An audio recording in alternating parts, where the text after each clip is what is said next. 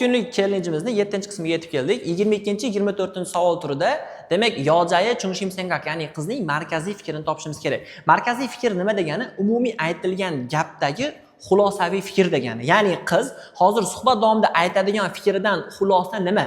Mana shu narsani tushunsangiz, oson yechasiz. Xo'p, bunda texnikalar juda ham ko'p. Men sizga hozir eng oddiy bittasini o'rgatib qo'yaman. Nima qilasiz? Qiz bilan yigit odatda bir-biriga qarama-qarshi suhbat olib boradi. Shuning uchun yigitning gaplari variantlarda chiqib qolsa, chiqarib olsangiz bo'laveradi. Qizning gaplari qaysi qatorda ko'p chiqqaniga ahamiyat berishingiz kerak. Yigit aytayapti: "Chexom temuni achime ilchik ironanika kongudo andego himdenayo kirayo chon achib ilchik kongu hamyon tol chaldayo." Qarang, qiz achim ilchik so'zlarni ishlatyapti, to'g'rimi? Va chuvayo so'ziga sinonim bo'lib kelyapti o'sha gap. Yoki u davom etyapti. Chon ilchik ironamyo nomu pigonayo sumishinin chenchanayo.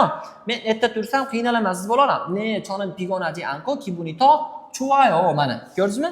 Achim ilchik ironaning goshi chuvayo. Eng ko'p takrorlanayotgan so'z ironada bo'lyapti. Ya'ni o'rnidan turish haqida gap ketilyapti. Xulosa nima bo'lyapti? Qiz ertalab tursa, demak yaxshi o'qiydi ekan. Xuddi shunaqa demak, eshitish davomida qaysi so'zlar ko'p chiqyapti qiz aytayotganda, o'shani belgilab turish, kesin qismi to'g'ri kelyaptimi, kelmayaptimi, shuni tekshirib qo'ysangiz, juda ham oson topsangiz bo'ladi. Qolgan qismlarni o'tkazib olmaslik uchun kanalga albatta obuna bo'lib qo'ying.